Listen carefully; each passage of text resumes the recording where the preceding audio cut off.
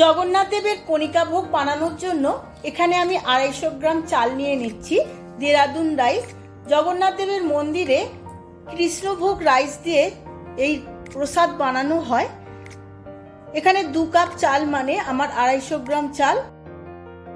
2-3 বার জল পাল্টে পাল্টে চালটাকে খুব ভালো করে ধুয়ে নিতে হবে।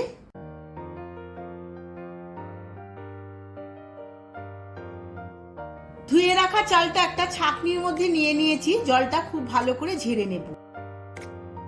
এবার আমি মূল রেসিপিতে চলে যাচ্ছি। তার জন্য একটা গ্যাসে ফ্রাই প্যান বসিয়ে নিয়েছি।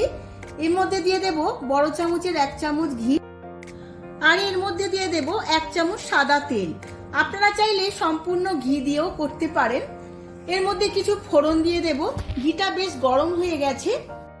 এর মধ্যে দিয়ে দেব কয়েকটা তেজপাতা, কয়েকটা ছোট এলাচ, অল্প একটু দারচিনি, কয়েকটা লবঙ্গ, আর 1/2 চামচের মতো গোলমরিচ, আর একটা জয়িত্রী ফুল।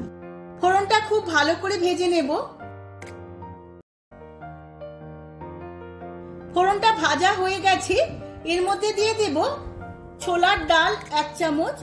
আমি এটা আগে থাকতে ধুয়ে জল ঝরিয়ে নিয়েছিলাম। এই ছোলার ডালটাও আমি এই ফোড়নের সাথে খুব ভালো করে ভেজে নেব। ছোলার ডালটা ফোড়নের সাথে খুব ভালো করে ভাজা হয়ে গেছে। এবার এর মধ্যে দিয়ে দেব আগে থাকতে ধুয়ে রাখা চালটা। চালটা বেশ ঝুরঝুরে হয়ে গেছে, জলটা সম্পূর্ণ শুকিয়ে গেছে। এবার আমি এই চাল ডাল একসাথে 20 মিনিটের মতো খুব ভালো করে ঘিয়ের সাথে ভেজে নেব। জগন্নাথ দেবের মন্দিরে ভোগ রান্নার সময় সম্পূর্ণ ঘি ব্যবহার করে। এখানে আমি বাড়ির জন্য করছি, তাই আমি তেল ব্যবহার করেছি অল্প একটু। চালটা ঘিয়ের সাথে খুব ভালো করে ভাজতে হবে। সম্পূর্ণ চালের গায়ে যে জলটা থাকে বা ভিজে অবস্থায় যে জলটা থাকে সম্পূর্ণ শুকিয়ে নেব, না হলে সেদ্ধ হওয়ার সময় ভেঙে যেতে পারে চালগুলো। চালটা ভাজতে ভাজতে এর মধ্যে দিয়ে দেব কাজু ও কিশমিশ। আমি 100 গ্রাম নিয়েছিলাম। এই চালের সাথে কাজু আর কিশমিশটাও খুব ভালো করে ভেজে নেব। দেখুন বন্ধুরা, চালটা আর ফ্রাই প্যানের গায়ে লেগে যাচ্ছে না, তার মানে চালটা আমার খুব ভালো করে ভাজা হয়ে গেছে। এবার এর মধ্যে দিয়ে দেব পরিমাণ মতো জল। আমি এখানে 2 কাপ চাল নিয়েছিলাম, জল দেব তার ডবল, 4 কাপ পরিমাণে। লাগলে আরো একটু জল দিতে হবে। এখন আমি সমস্ত জলের সাথে চালটা খুব ভালোভাবে মিশিয়ে নেব, না হলে ডেলা ডেলা থেকে যাবে। এবার চাপা দিয়ে আমি 8 ঘন্টার মতো সেদ্ধ করে নেব।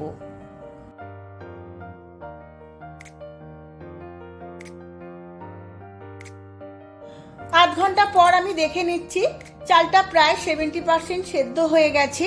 এবার এর মধ্যে দিয়ে দেব স্বাদ মতো নুন। আমি এখানে সিন্দুক নুনটা ব্যবহার করেছি। আর দিয়ে দেব 3 চামচ চিনি। চিনির পরিমাণটা আপনাদের ইচ্ছে মতো দেবেন। আর সবার শেষে দিয়ে দেব দারচিনির গুঁড়ো 1 চামচ। আর দিয়ে দেব অল্প একটু জায়ফলের গুঁড়ো। সমস্ত উপকরণগুলো দিয়ে আবারও একবার খুব ভালো করে মিশিয়ে নেব।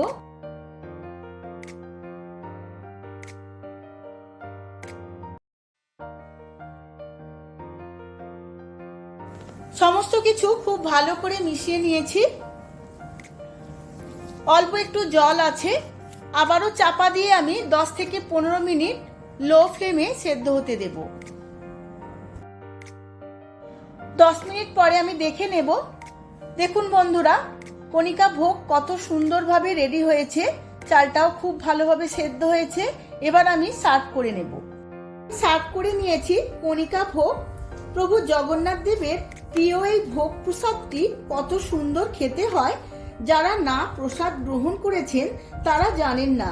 তাই এইভাবে একবার বাড়িতে বানিয়ে প্রভু জগন্নাথ দেবকে ভোগ প্রদান করে তারপর আপনারা খেয়ে দেখতে পারেন। ভিডিওটা যদি ভালো লেগে থাকে ভিডিওটিতে প্রচুর প্রচুর লাইক শেয়ার কমেন্ট করবেন।